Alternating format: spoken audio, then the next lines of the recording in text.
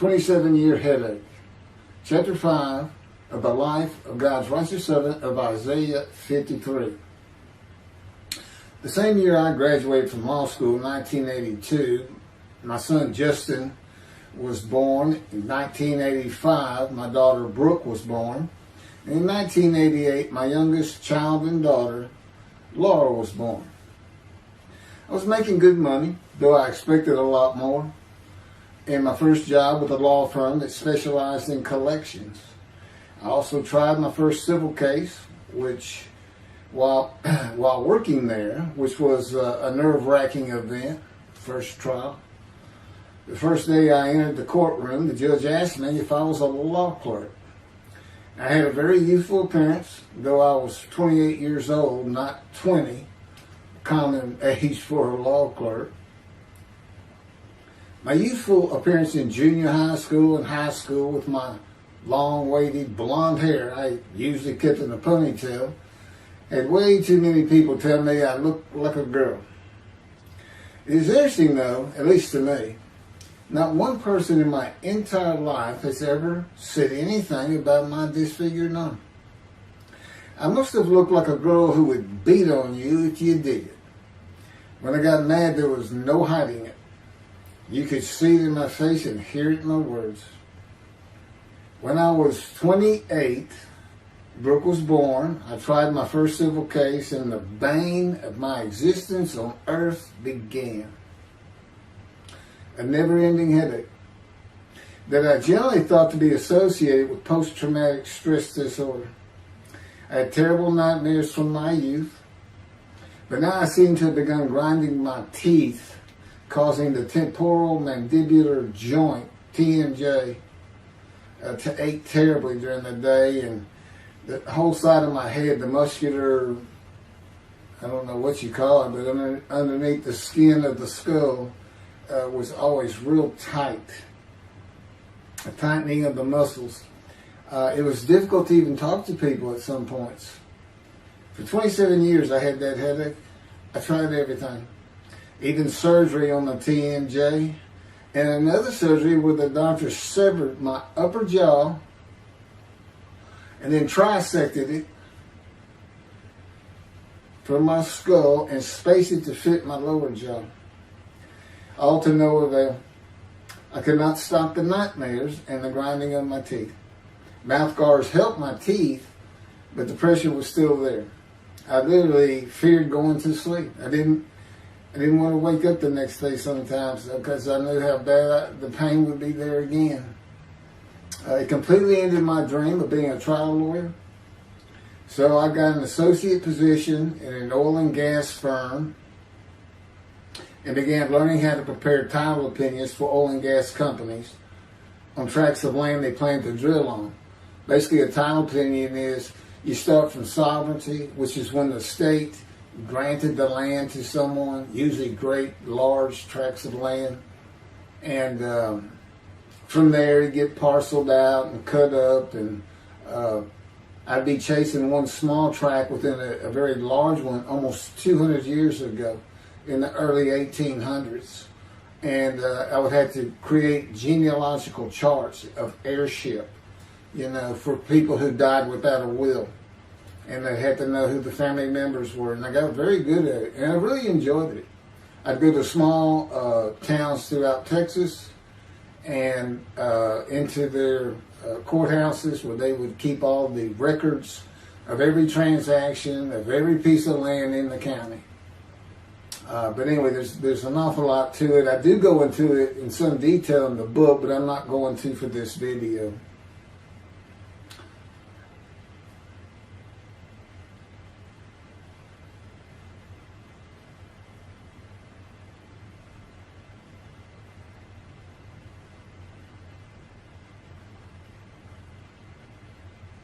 Eventually, I had my own firm.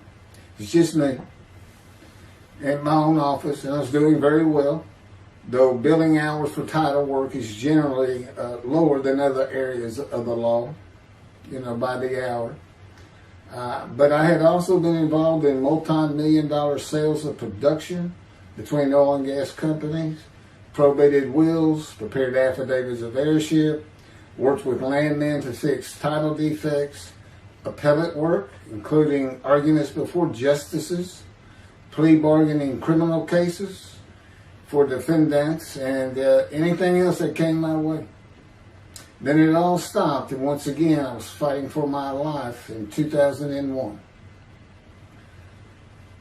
This is chapter 6, skin, colon, and lung cancer. Oh, just God would have me tell you, he gave me those headaches.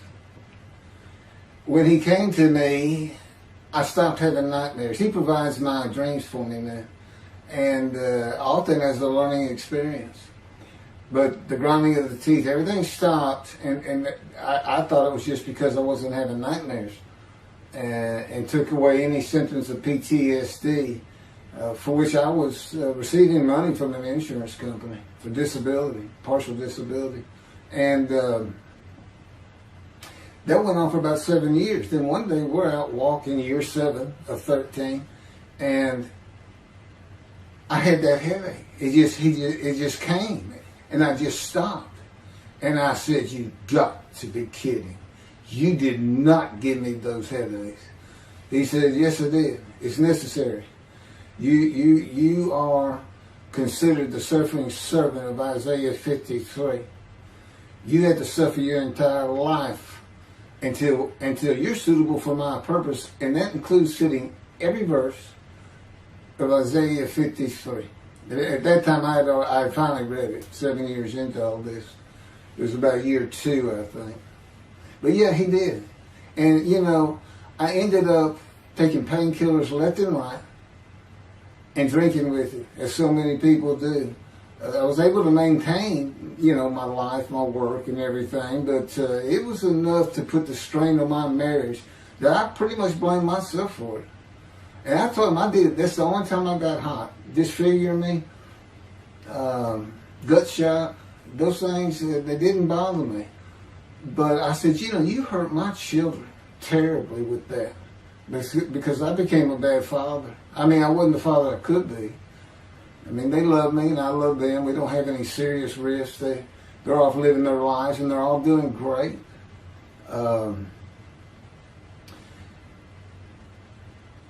But if they consider themselves anything, they're Christians. And although I don't think any of them are overtly religious, or that they're in church every Sunday or anything like that, but when I started going to the conservative synagogue here in town, and I told them I was converting to be Jewish, they're pretty much just saying I would be a Jew, I guess. I'm not sure, or that I didn't believe in Jesus was probably more of it, God says. But really haven't talked to them much at all in 7 or 8 years. So, but anyway, so God gave me the headaches just to make sure.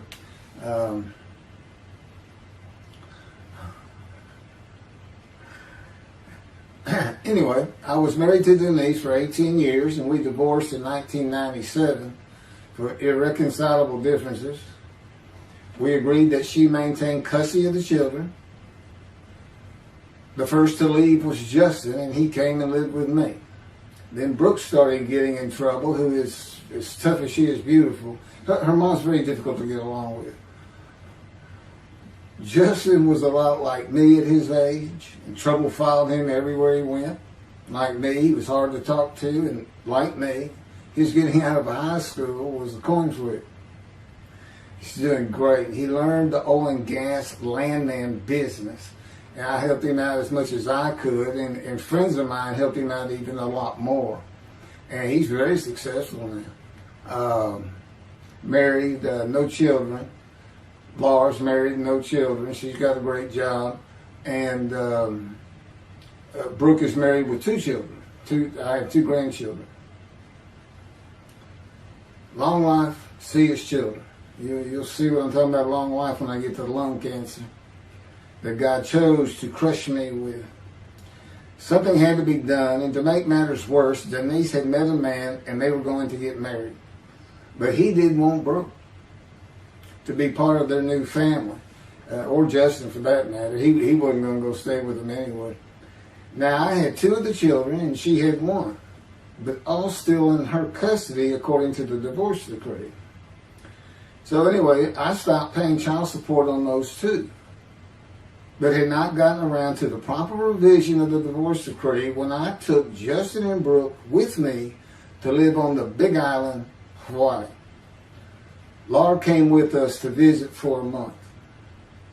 This oversight on my part resulted in Denise and now her 3rd husband filing papers in divorce court for past child support for all 3 children, for the time I had begun paying her 1/3 of the original amount. I represented myself. I had won contempt of court and was locked up for a day, but I never had to pay that money. By verbal agreement, I sent Laura back exactly 1 month later.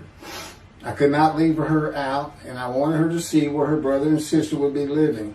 They were all so close and protective of each other, and still are to this day. And she was so sad. One of the hardest and emotionally painful things I have ever done was put her on the plane back to Houston. I can't think of anything else. The backdrop to moving to Hawaii was my firm was in dire need of new work.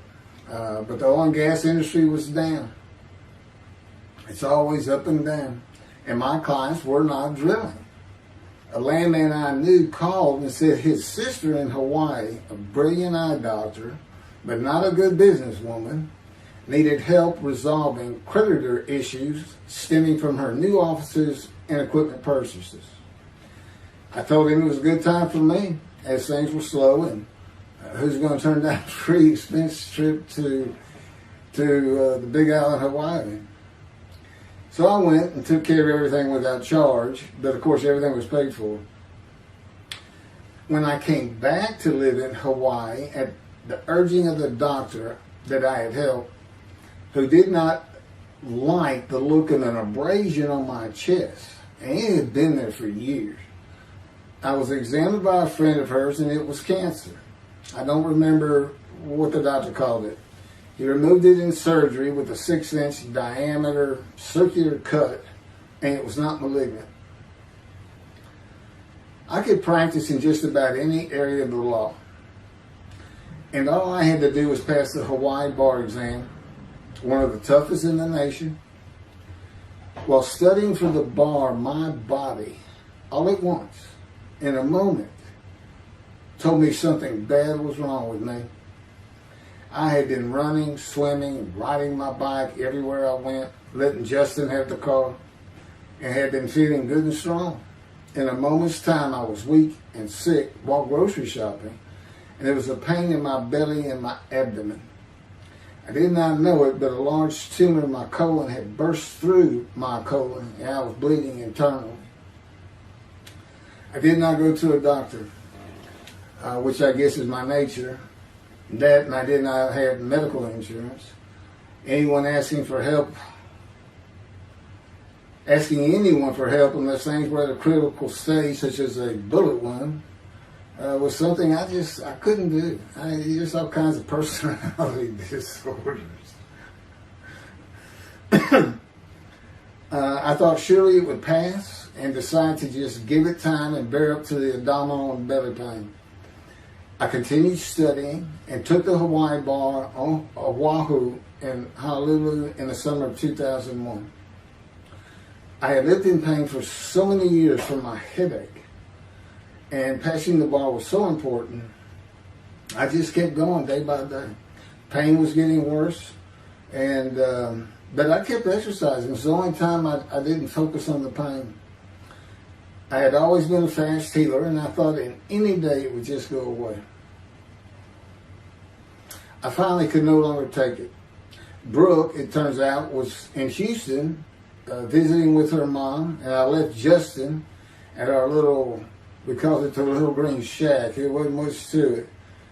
We weren't there very often, really, except to sleep, and went to Houston to find a doctor for diagnosis, staying at my parents' townhome, which is where I'm at now. I had allowed my major medical insurance to lapse using premiums for child support when things had gotten lean. I just needed someone to tell me what was wrong. I would find a way to take care of whatever the diagnosis was. Early September, I was close to dying, lying on the floor of a dingy apartment of a friend who traveled for work. I could no longer get up to even try and get medical help. And I had not told anyone how bad it had become. Then the planes hit New York. Seeing how grief-stricken so many relatives were on the news, I began to think for the first time how awful my children would feel when they found out how and where I died all alone. So I asked my father, again, it's hard for me to ask people for things, for the money to pay for a colon examination that had been suggested by a doctor at one of those clinics you find in a strip mall, the only places I could afford. The doctor who performed the colonoscopy finally found what was making me so ill and unable to eat. A malignant tumor 6 to 8 inches long that had burst through my colon, and I was bleeding internally. You know, I come out of anesthesia, partial anesthesia, and he's holding this picture, and there's this great big purple blob, and he says, I couldn't get the scope past this. It's not a good way to wake up. To say it crushed me in my life is an understatement. The pain, the weight loss, inability to eat, all I could do was drink calorie drinks. Began about 4 months before the colon examination. That was 4 months of sheer pain. But as it turns out, I did pass the Hawaii bar exam. It was now early October 2001. The doctor told me, look, you don't have insurance. Go to Bentop Hospital. That's the hospital I went to when I got gunshot. I prefer gut shot. Sounds better. Yes, man. And he gave me the pictures from the procedure showing what he could not get the scope past. Just shaking his head and saying, you should have come in much earlier. So I went to Bentop thinking I was here in 75 on October 5, dying, but I did survive. And here I am again on the first week of October 2001. I showed the pictures to the admitting nurse.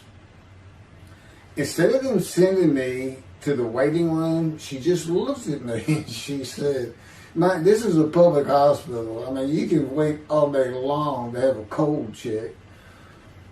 She looked at me and said, why did you wait so long? And how are you still alive? And I told her, I have no idea. She did not send me to the waiting room, but had an orderly take me immediately to a room.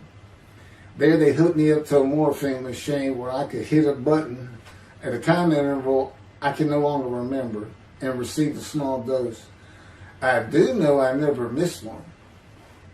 I was very depressed, and my parents who waited in that line for admittance with me looked so sad and depressed. It was not one of my better days, though I finally had some pain relief. Day after day, I lay there waiting for the next test they would run. It was during this time I received notification that Denise had filed papers in the divorce court to recover monies for the time I was taking care of 2 of the children. It's also when I received notification from Hawaii that I had passed the bar exam.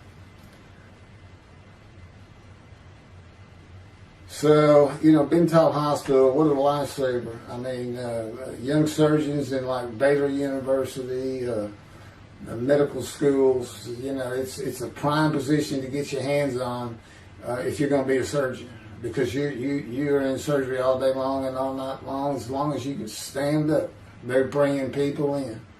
It's just a real hot spot in Houston and a great hospital, but it's not a place you want to stay.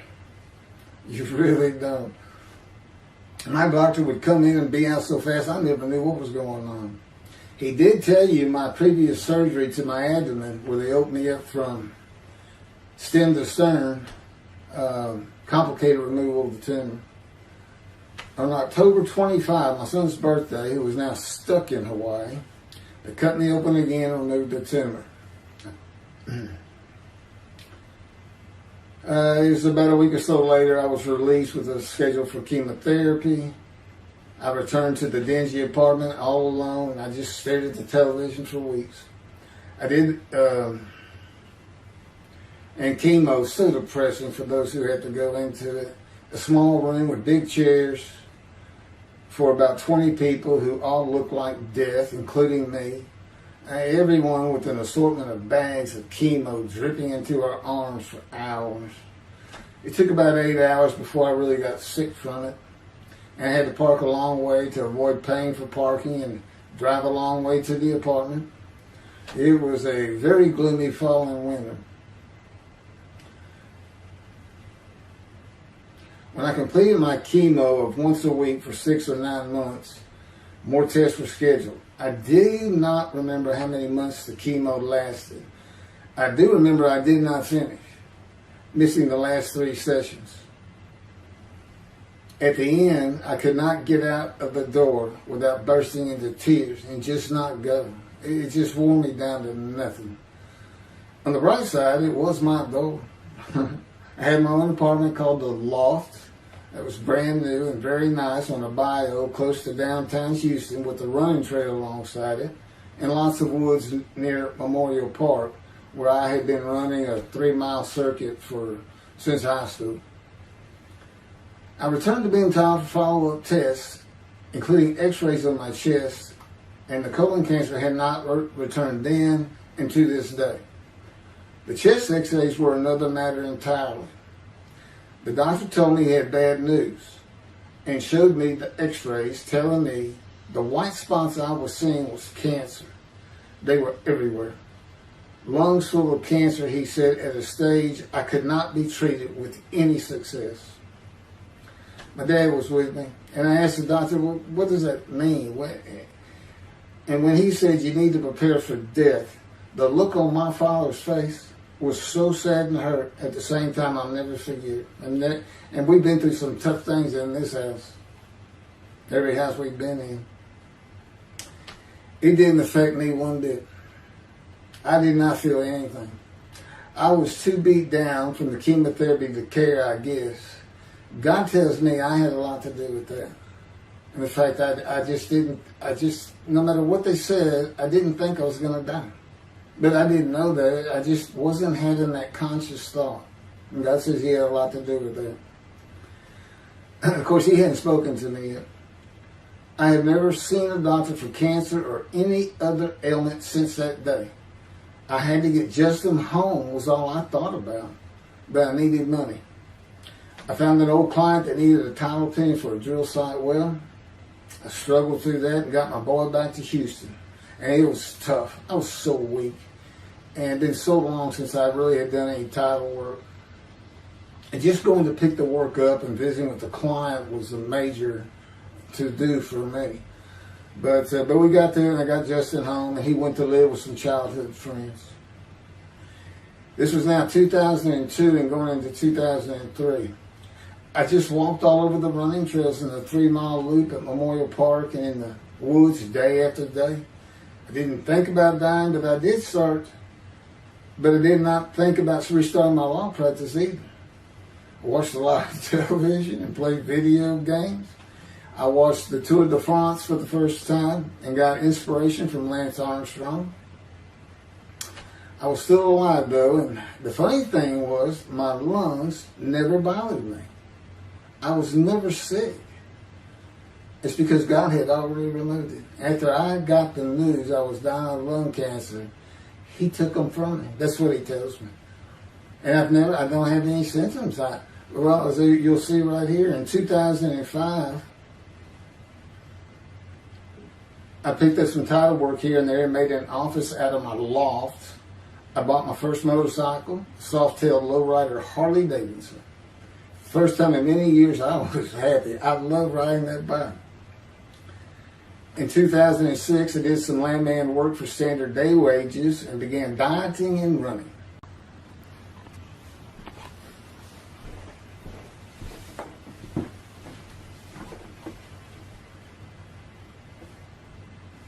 Once once again, my camera only goes for 29 minutes and 59 seconds, and I'm going to back up just a little bit. In 2006, I did some land work for standard day wages and began dieting and running. I had never been a swimmer in terms of training for it. I love the water and swimming, but I never trained with laps at different paces and various distances. Mostly because I was so slow, because of my right arm. I was reaching an age, though, where endurance in my running was more important than speed. And so endurance swimming was too. In Hawaii, I had seen the athletes come to Kailua Kona, where we lived and where the Ironman triathlon begins and ends. Matter of fact, my little green shack was just right on the route where they start. That was a fun week. And it was amazing watching the athletes train and prepare for the race. I would think to myself, a human being, the human body cannot do what they are doing. Yet they were and they did. It's just amazing. I decided to learn how to swim more efficiently and how to train for distance and endurance. Get a regular and triathlon bike and enter some triathlons. I was still alive and finding a direction and purpose in my life. Training every day for long periods of time. It really helped with my headache and I slept better. In 2007, I signed up for the March 30, 2008 Lone Star Half Iron Triathlon in Galveston, Texas, and the October 5, 2008 Longhorn Ironman 70.3 in Austin, Texas. You cover 70.3 miles, and you got to do it under 8 hours. And I did real well in the first one. As far as my time, it's 7 hours and a little bit, but I barely made it without disqualification in the one in Austin, and it was primarily because of the hills. It's this very hilly area in central Texas, I guess, but I did make it, and swore I'd never do another one. But I did that after the first one too. It's tough. My insurance was still paying for my inability to work, primarily based on the headache and a diagnosis of PTSD. So I was not working, and I got real serious in training to swim the 1.2 miles in the ocean, and that would be in Galveston and in a lake in Austin, 56 miles on the bike, and a half marathon, 13.1 mile run. That's what I was able to do with a diagnosis in 2001 of lung cancer that could not even be treated, stage 4. And that's just about impossible. It would take a miracle of God for that to happen, because generally you're going to die within 1 year. They say if you get lucky with good medical treatment, you might make 5 years. But 1 year is the standard, if you can make it that long. That's my proof that I offered myself to guilt for God. Because you can't, it's not something provable. All you can do is show the result of that offer. And again, guilt's an emotion. I got way too many videos and everything to get too detailed on it. But that is the proof. You know, I got the colon cancer 20 years ago when the planes hit New York. And it was 2000. Oh, that was 2009, right. Too many things go through my mind when I start thinking about those cancer years. But God, He removed it. He had something for me to do, but that's verse 10. God chose to crush him with disease. And as I've mentioned, the reason He chose that is to show that I was blemished, defective, could not possibly be an offer for sacrifice, because He knew what the Gentiles were going to do. They were going to put an unblemished lamb in there and call the Jewish people's Bible their own, and use the laws of Leviticus, not unlike Mr. Tovia Singer and his 6 million blemished ram sacrifice by Hitler, the righteous servant of God. That's how that seems to read. He's welcome to respond any way he wants to do that. But it's on the video, it's in the book, it's in quotes by him. It's from his midrash, from his site. And he said, share this with everybody. Everybody can take it and just share how great my knowledge is. Well, it's lacking in some areas. There's any question he's an intelligent man. But his reasoning capabilities, in my opinion, at least as to Isaiah 53, are severely wanting. I am that man. And God's going to give the Christians hell with it and with me. Just like I just heard this for the first time on the video. When all of a sudden he had me say that Jesus announced he wasn't the man of Isaiah 53 on the cross. When he said, Father, Father, Father, why are you forsaking me? Because he was about to die. In Isaiah 53, who he thought he was, and he's not, who he didn't fit the verses, but he thought he was, he's supposed to be exposed to death, but given long life. So boldly he goes into the Roman Jerusalem and gets himself taken up. He's not worried. Delusional, yeah, maybe, but as far as I'm concerned, he's nothing but a story. He never existed. And the story starts with the Essenes of the Red Sea Scrolls and the teacher of righteousness. Real quick, I'll go over that. Here's the thing. Their founder is called the teacher of righteousness. Okay? They were great followers of Isaiah. They had the great scroll of Isaiah. They're prolific writers and copyists. They had their own gate at Jerusalem. The Essenes Gate. Now, the New Testament never mentions them. You got Pharisees, Sadducees, Essenes, but they never mention an Essene. And Jesus, quite frankly, would have been one of them. Because they embody who he is. They didn't like riches, hated sinning. They didn't like material things. They removed themselves from Jerusalem, in the most part, to those caves by the Dead Sea for that very reason. But they did have a gate. They still had people who would be there, and you know what they would do at the gates? Tell stories. That's what you do. You tell stories, and it is a great story. Here's this guy, he's connected with God. Back then they believed men were gods. Caesar was a god. Over in Egypt you had the same thing going on. It's a common thought that men could be gods. And this story just springs up. And there didn't any question. They'd have gone and questioned him. I mean, they're sitting right front and center in Jerusalem. You think they didn't hear about this man walking on water, raising the dead, feeding 5,000 with 2 fish and 5 loaves, turning water to wine?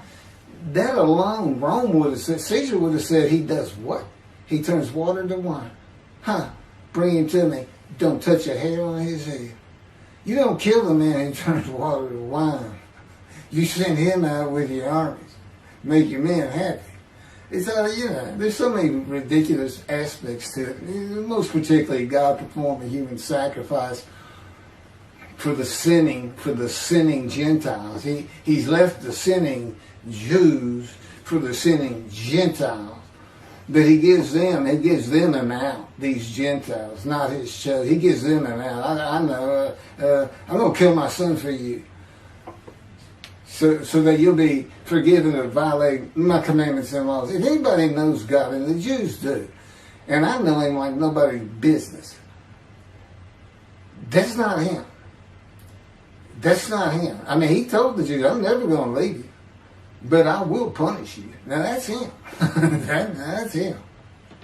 And he'll put you through hell just to make you a better person, a better people. And he has no plans of changing that. He's not going to change the minds and the thinking of billions of people to make them love the Jew.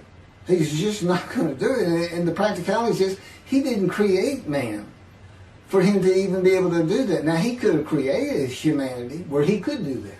He could change the mind of everybody at the same time. But I'll tell you on this, he's been working on my mind for 13 years. It is one brutal cop bump. It's a very one-on-one affair. Now, he says, I could just kill everybody. I mean, that's easy enough.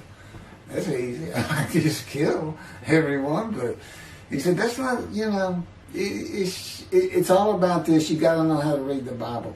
It's written for antiquity first, in the Dark Ages, and then the Age of Enlightenment. I mean, basically he's saying you've got to go back over it. You've got to check these guys. You've got to check Rambam and his speech. God's going to make the world speak Hebrew. Or, they will be of the pure spirit. You got to check some of this stuff. And I read Rashi's, I went through his Isaiah 53 Midrash, and all I can say is very unimpressed. I've seen what he has to say in Malachi. He didn't pick up on any of this. He didn't know what the angel of the Lord is, the angel of the covenant that you desire.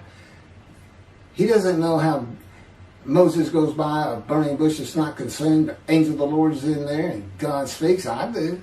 To me, it's just like, well, you just get some basic concepts, and all of a sudden, and quite frankly, it'll open up the scripture to the Jews. They can put the Talmud aside for a little while. But I will say this. God says, if you can study it, study it. There's all kinds of great things in it. Just be real careful about what you teach from it. And it's useful for heaven. If you like to talk about Talmud as a scholar with other Jews who may very well be in a scroll of remembrance with you, you can meet up with them. You'll see them in the meeting places. Have them over to your room. Y'all can watch the new earth being created and the new peoples of God chosen, and watch the evolution of the chosen people. And humanity, the same as this one. God says, why would I change it? Why would I change it? When I did it, it was perfect. And you can tell Mr. Singer that the evolution that he's talking about, where all of a sudden the world's going to love the Jews, been going on for over 3,000 years, and it hadn't even. And today, anti-Semitism's up, and David is here. It's not going to happen. Thank you very much. I will be doing. Was that 5 and 6? Yeah, that was 5 and 6. Now the book picks up at chapter 7. It's on a video when God first speaks to me. And it's very interesting. And we'll still be putting some videos out. But I've pretty much covered all the major material. Everything from Isaiah 53 and the day of the Lord. There's a few more things. And it's a better read than it is a video watch. But, for those who like to read. But it's covered very well in these videos. And now that I put in the personal part in, which is to show how I fit Isaiah 53, and you see the difference in my life. Now that's the life of suffering. That's a life of pain. That's a life of familiar with disease. They say, gee, well, he died on the cross. He was scourged. He was scourged and this and that. Do you know how much he suffered in his life? I mean, he's not even in the conversation as a man of suffering. He's not in the conversation. Thousands and thousands and thousands of people died horrific deaths back then and by crucifixion. It's not the only one. This is descriptive of a man in his life. So you can find him, identify him. And what did he do? He never suffered. He was never sick, ever, until the last day of his life. He's 30 years old and he's got one day under his belt of pain and suffering. To me, you're not even in the conversation. I mean, that's nothing. That's not even suffering. That's just, you had a bad death, sorry. You got whipped first. You got whipped. One gospel says the scourging was an open-handed slap to the face. Now, the other three do say scourged. But then and then every movie you see, he's carrying that cross. He's all whooped up and bleeding, this and that. He carries the cross in one gospel only. In the other three, it's carried for him. And then he's on the cross, and what does he do? Father, Father, why have you forsaken me? And then the gospel says, one of them, and then he gave up the ghost. He gave up and died. I laid in the back of an ambulance for 8 hours, doing everything I could in my power to stay alive. Just gave up the ghost. There's another video where we make that a little bit more humorous. Anyway, thank you for listening, and I guess that's it. Thank you.